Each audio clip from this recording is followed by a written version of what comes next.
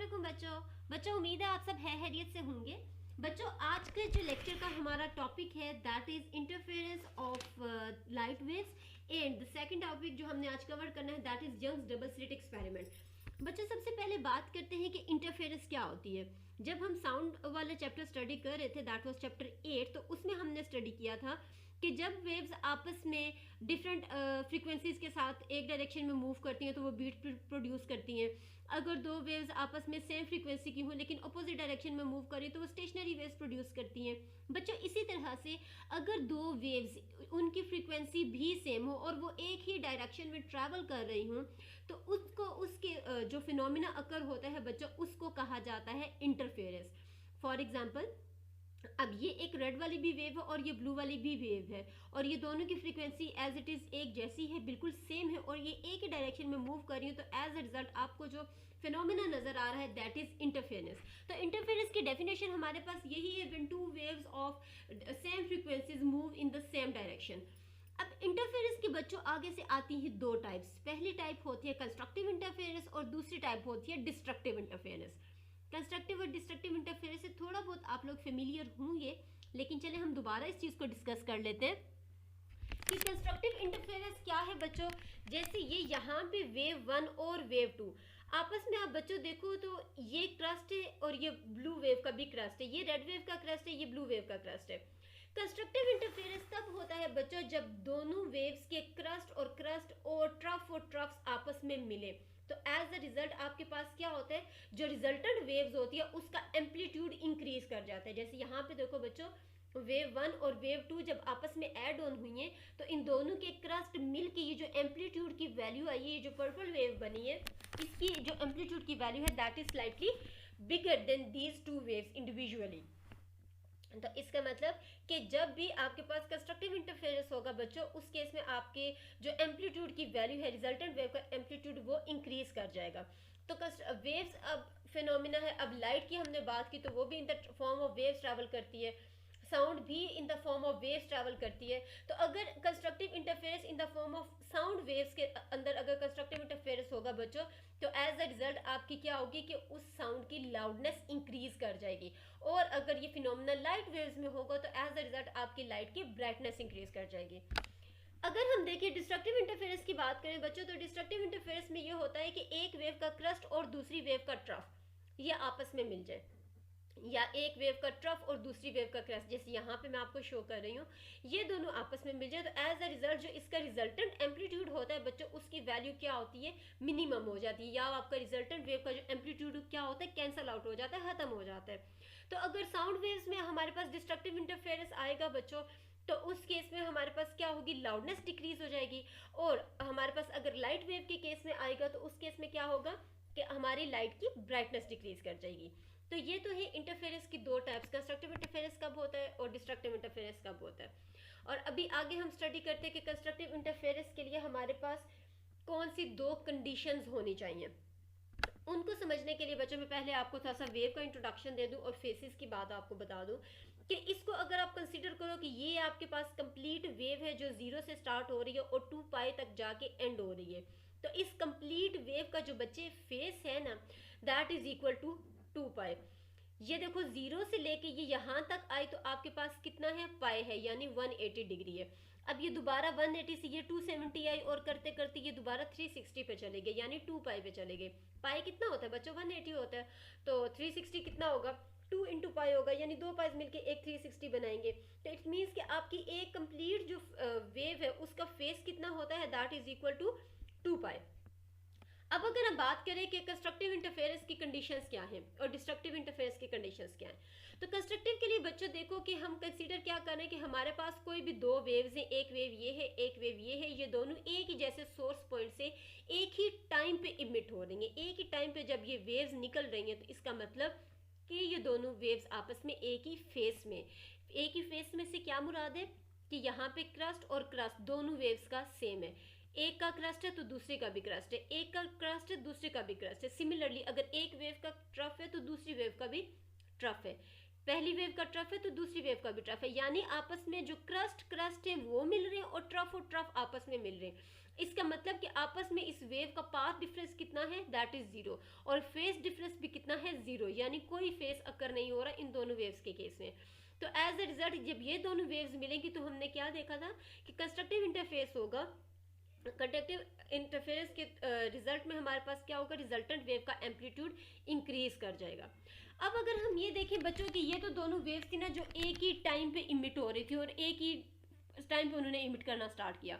अब अगर हम ये देखें बच्चों कि फॉर एग्जांपल मैं इस एक वेव को यहाँ से कट करूँ और मैं कहूँ कि एक वाली जो ये सेकंड वाली वेव है, ये एक वेव ज़्यादा जल्दी मूव कर रही है, ज़्यादा फास्टर मूव कर रही है। इट मीन्स कि एक कंप्लीट वेव यानी एक कंप्लीट 2 पाई वो ज़्यादा जल्दी मूव कर रही है। तो एज अ रिजल्ट उसका फेस डिफरेंस कितना हो जाएगा, 1 पाई इसका अपना ऐड हो जाएगा, दूसरी वेव का ऐड ऑन हो जाएगा, तो मेरे पास क्या आ गया, 4 पाई आ गया। और पार्ट डिफरेंस कितना आ गया, 2 पाई, ये 2 लेमडा। बच्चों ये मेरे पास दो वेव्स के केस में, अगर मैं एक वेव को करूँ तो यहाँ पे मेरे पास कितना आ जाएगा, पार्ट डिफरेंस लेमडा आ जाएगा और फेस डिफरेंस 2 पाई आ जाएगा। सिमिलरली अगर मैं यहाँ पे 3 वेव्स की बात करूँ कि मेरी सेकंड वाली वेव 3 वेव आगे जा रही है, तो यहाँ पे मेरे पास पाथ डिफरेंस कितना आ जाएगा, 1 लेमडा, 2 लेमडा और 3 लेमडा। यहाँ पे मेरे पास 3 लेमडा आ जाएगा। और सिमिलरली मेरे पास फेस डिफरेंस कितना आ जाएगा, एक 2 पाई, दूसरा 2 पाई, तीसरा 2 पाई, 6 पाई आ जाएगा।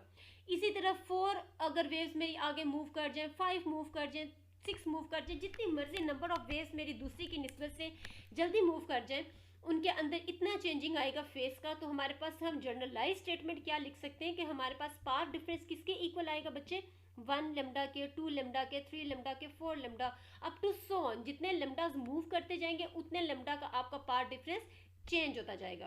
तो एक जनरलाइज स्टेटमेंट हम बच्चों क्या लिख सकते हैं, that is equal to n lambda.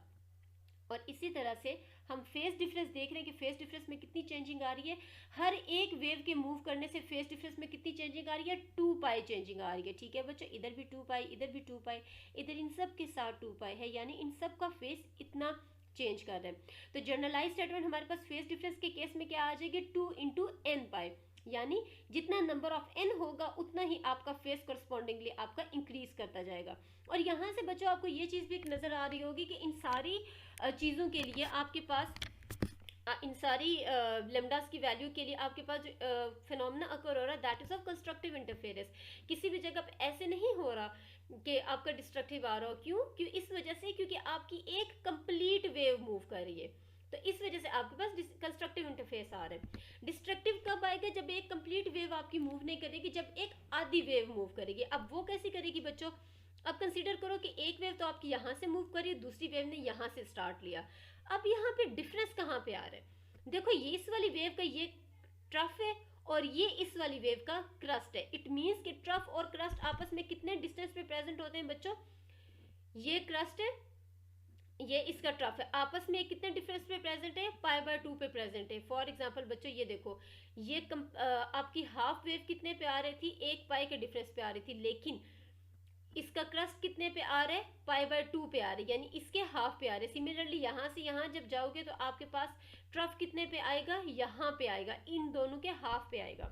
अब यहाँ से देखो बच्चों कि आपके पास कितना मूव कर रहा है जो आपका फेस है, फेस कितना चेंज कर रहा है, पाई के साथ चेंज कर रहा है। क्योंकि हमने क्या कहा कि आपकी जो वेव है वो आधी वेव मूव करके गई। जैसे यहाँ पे देखो बच्चों, आधी वेव अगर मूव कर रही है, कंप्लीट वेव आपकी ये पूरी पर्पल वाली है, आधी वेव अगर मूव कर रही है तो वो 0 से पाई पे आ रही है। दोबारा अगर आधी वेव मूव करेगी तो वो 0 से पाई पे जाएगी। जब कंप्लीट हमारी वेव मूव कर रही है तो उस केस में उसका फेस डिफरेंस कितना है, दैट इज 2 पाई, जो हमने कंस्ट्रक्टिव इंटरफेस के केस में देखा। लेकिन अब हमारी वेव कितना डिस्टेंस ट्रैवल कर रही है, आधी वेव मूव कर रही है, तो इस मीन्स कि उसका फेस डिफरेंस कितना होगा, पाई होगा। और पाथ डिफरेंस कितना होगा, हमारी कंप्लीट वेवलेंथ का हाफ हो जाएगा, यानी λ/2 हो जाएगा। सिमिलरली अगर हम देखें कि यहाँ पे मेरी एक वेव तो आधा मूव कर गई, उसके बाद एक और वेव मेरी मूव कर रही है, यानी 1.5 वेव मूव कर रही है, फ्रैक्शंस में मूव कर रही है। तो आधी वेव का तो मेरे पास एज इट इज आ गया, मुझे पता है, और पूरी वेव का भी मुझे पता है कि मेरी वेवलेंथ कितनी होगी, लैम्डा होगी, और पाथ डिफरेंस कितना होगा, 2 पाई होगा। अभी हमने लास्ट में स्टडी किया। तो इनको जब आप कंबाइन करोगे बच्चों तो आपके पास फेस डिफरेंस कितना बनेगा, पाई और 2 पाई, 3 पाई, और λ/2 आपके पास 3 λ/2 आएगा एलसीएम लेने के बाद। इसी तरह बच्चों आपकी जितनी भी वेव्स मूव करती जाएंगी तो उन सारों में आपके पास यही फिनोमेना अकर होगा कि आपका क्रस्ट ट्रफ के साथ मिलेगा और ट्रफ क्रस्ट के साथ मिलेगा। तो एज अ रिजल्ट जो रिजल्टेंट वेव है ये आपको डॉटेड लाइन से शो कर रही है कि रिजल्टेंट वेव में आपका एम्पलीट्यूड क्या होगा बच्चों, मिनिमम होगा। तो इस स्टेटमेंट को अगर हम जर्नलाइज करके लिखें तो हमें समझ आती है कि जहां पे भी डिस्ट्रक्टिव इंटरफेरेंस होगा बच्चों, वहां पे जो आपका पाथ डिफरेंस है, पाथ डिफरेंस मींस कि आपकी वेव कितनी ट्रैवल कर रही है, वो कितना हो जाएगा, M is any number like N, जैसे हमने कंस्ट्रक्टिव इंटरफेरेंस में एन लैम्डा किया था। तो यहाँ पे आपका क्या है कि वो नंबर और उसके साथ हाफ वेवलेंथ ऐड हो जाएगी, जो हाफ वेवलेंथ हम यहाँ पे स्टार्ट से पढ़ रहे हैं। और इसी तरह फेज डिफरेंस कितना होता जाएगा, ऑड नंबर्स का इंटीग्रल मल्टीपल होता जाएगा। तो आपका एज इट इज आपका फेज डिफरेंस भी इसी तरह आ गया और हमें एज अ रिजल्ट इंटरफेरेंस क्या मिलेगी, दैट वुड बी डिस्ट्रक्टिव। बच्चों ये वैल्यूज पाथ डिफरेंस और फेज डिफरेंस की और ये वैल्यूज कंस्ट्रक्टिव के केस में क्या होती हैं, डिस्ट्रक्टिव के केस में क्या होती हैं, ये चीजें आपको समझ आएंगी तो आपको नेक्स्ट टॉपिक समझ आएगा। अब बच्चों बात हम कर रहे थे कि इंटरफेरेंस ऑफ लाइट वेव्स होने के लिए हमारे पास दो कंडीशंस कौन सी होनी चाहिए। लाइट वेव्स हमारे पास बच्चों दो तरह की होती है, या इंटरफेरेंस आप कह सकते हो तो दो तरह की होती है, एक होती है सस्टेन्ड, दूसरी होती है अनसस्टेन्ड। ये कंडीशंस नहीं है बच्चों, ये मैं आपको टाइप्स बता रही हूँ। सस्टेन्ड वो आपके पास इंटरफेरेंस है जिसको आप कंट्रोल कर सकते हो, जो आपके कंट्रोल में है, और अनसस्टेन्ड का मतलब वो है जिसको आप कंट्रोल नहीं कर सकते हो। अनसस्टेन्ड का मतलब क्या है कि लाइट हमारे पास कौन सी है, हमने जब इंटरफेरेंस की और जब हमने लाइट की प्रॉपर्टीज को हमने स्टडी किया था फर्स्ट लेक्चर में बच्चों, तो उसमें हमने क्या कहा था कि लाइट को हम कौन से सोर्स को यूज करें, एक पॉइंट सोर्स को यूज कर रहे हैं। तो यहाँ पे अगर आप सूरज को पॉइंट सोर्स यूज करोगे ना बच्चों, तो ये जो हमारी व्हाइट लाइट है ये तो आप देखो कि कहाँ कहाँ स्प्रेड होती है। तो इस तरह से आप इंटरफेरेंस का फिनोमेना जनरेट नहीं कर सकते हो। इंटरफेरेंस के लिए बच्चे आपके पास ये दो कंडीशंस होनी चाहिए, ये जो ब्लू कलर में लिखी है, one is monochromatic and second is coherent. Mono का मतलब होता है सेम, एक जैसा, और क्रोमैटिक का मतलब होता है कलर। मोनोक्रोमैटिक जो वेवलेंथ या जो लाइट होती है उसका मतलब वो होता है बच्चों कि जो एक ही कलर की लाइट हो, एक ही जैसी लाइट हो। फॉर एग्जांपल आप लेजर लाइट अगर यूज करो तो लेजर लाइट में एक ही वेवलेंथ की लाइट यूज होती है। येलो कलर की आप लाइट लेते हो, रेड कलर की लेते हो, ब्लू कलर की लेते हो, ग्रीन कलर की लेते हो, तो वो सारी लाइट वेव्स आपस में एक ही वेवलेंथ की होती है, अलग अलग। रेड की अलग वेवलेंथ है, ब्लू की अलग वेवलेंथ है, येलो की अलग है, ऑरेंज की अलग है, ग्रीन की अलग है। तो इसका मतलब कि मोनोक्रोमैटिक क्या है कि एक ही कलर की यानी एक ही वेवलेंथ की लाइट आपने लेनी है। और दूसरी बात कि लाइट वेव्स क्या होनी चाहिए, आपस में कोहेरेंट होनी चाहिए। कोहेरेंट का मतलब होता है एक ही फेस में हूँ, इन फेस हूँ। अब यहाँ पे जैसे देखो बच्चों, ये जितनी भी लाइट वेव्स हैं ये आपस में क्या है, कोहेरेंट है। क्यों, क्योंकि ये सारों का क्रस्ट क्रस्ट क्रस्ट आपस में सेम है, ट्रफ ट्रफ ट्रफ आपस में सेम है। आपस में सेम का क्या मतलब है कि क्रस्ट के ऊपर क्रस्ट है, क्रस्ट के ऊपर क्रस्ट है, क्रस्ट के ऊपर क्रस्ट है, यहाँ पे ट्रफ के ऊपर ट्रफ, ट्रफ के ऊपर ट्रफ, ट्रफ के ऊपर ट्रफ है। तो इस चीज को आप कहते हो कि इन फेस होते हैं। अब जैसे अगर हम डिस्ट्रक्टिव इंटरफेरेंस हमारे पास क्या होता है, आउट ऑफ फेस होता है। क्यों, क्योंकि वहां पे हमारे पास क्या होता है, क्रस्ट और ट्रफ आपस में मीट कर रहे होते हैं। और कंस्ट्रक्टिव इंटरफेरेंस इन फेस होता है। क्यों, क्योंकि वहां पे क्रस्ट और क्रस्ट आपस में मीट कर रहे होते हैं बच्चों। और दूसरी बात यहाँ से भी आप देख सकते हो कि ये तो आपके पास एक कोहेरेंट लेजर लाइट है, और ये आपके पास एक एलईडी लाइट है, या जो आपकी जो बल्ब्स हैं आप इनकी लाइट ले लो, आप सूरज की रोशनी ले लो। तो इसमें क्या है कि एक वेव उधर जा रही है, दूसरी वेव उधर जा रही है, कोई बिल्कुल इनकी कोई ओरिएंटेशन नहीं है, रेंडमली ओरिएंटेड है। तो इट मीन्स कि ये आपस में इनकोहेरेंट है। तो ये दो कंडीशंस हो गई हमारी इंटरफेरेंस ऑफ लाइट वेव्स की। ये दो कंडीशंस मस्ट सेटिस्फाई करनी चाहिए, तब हमारा जाके इंटरफेस का फिनोमेना होगा। आगे बात करते हैं बच्चों यंग्स डबल स्लिट एक्सपेरिमेंट की। अगर आपको लास्ट लेक्चर याद हो तो उसमें मैंने आपको बताया था कि डिफरेंट साइंटिस्ट ने डिफरेंट एक्सपेरिमेंट्स करके ये प्रूव किया था कि लाइट की नेचर वेव नेचर है। उसमें जो साइंटिस्ट है जिन्होंने ये चीज़ प्रूव की थी उनका नाम था थॉमस यंग्स। अब यंग्स ने ये क्या एक्सपेरिमेंट परफॉर्म किया, और एक्सपेरिमेंट परफॉर्म करने से उनको पता चला कि लाइट की जो नेचर है that is wave nature, not a particle nature. अब जो चीज़ें हमने अभी तक बच्चों स्टडी की हैं, एक तो हमने पढ़ा कंस्ट्रक्टिव इंटरफेरेंस और दूसरा हमने पढ़ा कि डिस्ट्रक्टिव इंटरफेरेंस। तो उसमें एक चीज़ आप और नोट कर लो कि जहाँ पे भी कंस्ट्रक्टिव इंटरफेरेंस होगा उसको हम क्या कहेंगे कि वो हमें एक ब्राइट स्पॉट देगा, या उसको हम कहेंगे कि वो हमारा क्या है, मैक्सिमा है, मतलब मैक्सिमम है। क्यों, क्योंकि वहाँ पे एम्पलीट्यूड की वैल्यू मैक्सिमम हो जाती है। और इसी तरह से हमारा डिस्ट्रक्टिव इंटरफेरेंस क्या हो जाएगा, उसको हम कहेंगे कि वो हमारा डार्क फ्रिंज है, और या उसको हम क्या कहेंगे कि मिनिमा है और मिनिमम है। अब हम स्टडी करते हैं कि यंग डबल स्लिट एक्सपेरिमेंट क्या था बच्चों? उन्होंने ये किया कि उन्होंने एक स्लिट रखी, स्लिट के अंदर मतलब एक रखी, उसके अंदर उन्होंने एक सुराख किया। उसके बाद आगे जो उन्होंने दूसरी स्लिट रखी उसमें भी डिफरेंट 2 होल्स किए। तो जब लाइट सोर्स यहाँ से इंसिडेंट हुई तो वो क्या हुआ, डायफ्रैक्ट हुई। जैसे हमने वेवलेंथ्स के वेव फ्रंट्स के केस में पढ़ा था, तो ये डिफरेंट वेव फ्रंट्स प्रोड्यूस हुए। अब ये डिफरेंट वेव फ्रंट्स जब अगली स्लिट में से पास करना शुरू हुए तो ये वेवलेट्स प्रोड्यूस हुए, वेवलेट्स ने अगले वेव फ्रंट्स प्रोड्यूस किए। एज ए रिजल्ट हमें स्क्रीन के ऊपर इमेज किस टाइप का मिला, ये येलो और ब्लू कलर की फॉर्म में। अब जितने भी ये येलो कलर्स है ना बच्चों, ये आपको इसके साथ मैक्स लिखा हुआ है, इसका मतलब है कि ये आपके क्या है, मैक्सिमा है, यानी यहाँ पे आपका कंस्ट्रक्टिव इंटरफेरेंस हो रहा है। तो यहाँ से देखो बच्चों, ये जितने भी dot dot dot dot dots है ना, ये आपको क्या दे रहे हैं, कंस्ट्रक्टिव इंटरफेरेंस दे रहे हैं। और जितने भी ये ब्लू पॉइंट्स है, इसका मतलब क्या है कि एक आपका ट्रफ और क्रस्ट आपस में मिल रहे हैं, तो आपको मिनिमा दे रहे हैं। तो इसी डायग्राम को अगर हम मजीद थोड़ा सा बड़ा करके देखें, जैसे आपकी बुक में भी ये डायग्राम बनी हुई है बच्चों, पेज नंबर 197 पे, तो हमारे पास कुछ इस टाइप का स्ट्रक्चर आता है। यहाँ से सिर्फ मैं ये वाला पोर्शन कंसीडर कर रही हूँ, ये लास्ट वाला 2 स्लिट्स वाला और अगला वाला पोर्शन। तो अब इसमें देखो क्या है बच्चे कि सेंट्रल स्पॉट आपके पास हमेशा मैक्सिमा आता है, सेंट्रल पॉइंट आपके पास हमेशा कंस्ट्रक्टिव इंटरफेरेंस होता है, आपके पास ब्राइट स्पॉट आता है। अब ये 2 स्लिट्स है, एक स्लिट 1 है, एक स्लिट 2 है। इन दोनों स्लिट्स के दरमियान का जो डिस्टेंस है दैट इज ए और बी, और उसको डिनोट किया है स्मॉल डी से। अब देखो बच्चों, इस ये मैं लिख रही हूँ कंस्ट्रक्टिव इंटरफेरेंस के लिए, और ये वाली जो राइट साइड है ये आपके पास बच्चों डिस्ट्रक्टिव इंटरफेरेंस के लिए।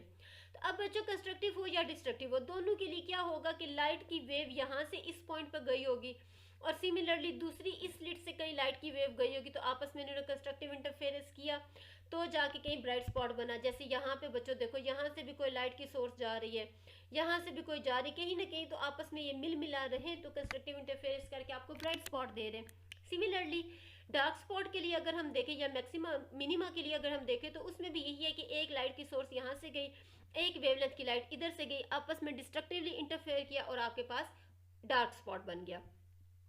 अब बच्चों अगर हम देखें कि इस लाइट का पाथ डिफरेंस का क्या चक्कर है और इस लाइट का पाथ डिफरेंस का क्या चक्कर है, बेसिकली हम फाइंड क्या करें, पाथ डिफरेंस फाइंड करें, कंस्ट्रक्टिव के केस में और डिस्ट्रक्टिव के केस में। तो पाथ डिफरेंस कहाँ से आएगा बच्चों, अगर मैं इस वाले पॉइंट से इस वाली लाइन के ऊपर, ये जो मेरी रे ऑफ लाइट जा रही है, इसके ऊपर अगर मैं एक परपेंडिकुलर ड्रॉ कर दूं, एक नॉर्मल ड्रॉ करूं, सिमिलरली मैं दूसरा नॉर्मल ड्रॉ करूंगी डिस्ट्रक्टिव के केस में भी। ठीक है बच्चों, अगर मैं इसको यहाँ पे नॉर्मल ड्रॉ कर दूं और इसको यहाँ पे नॉर्मल ड्रॉ कर दूं, तो ये जो पोर्शन है ना, ये जो B से D ट्रेवल की है और यहाँ पे भी B से D, ये मेरे पास क्या है बच्चों, पाथ डिफरेंस है। अब इस पाथ डिफरेंस को कैलकुलेट कैसे करना है और पाथ डिफरेंस की वैल्यू क्या आएगी कंस्ट्रक्टिव और डिस्ट्रक्टिव के केस में, वो अभी हम देखते हैं। बच्चों इसी डायग्राम को अगर आप थोड़ा सा बड़ा करके देखो, तो आपके पास ये डायग्राम बन रही है।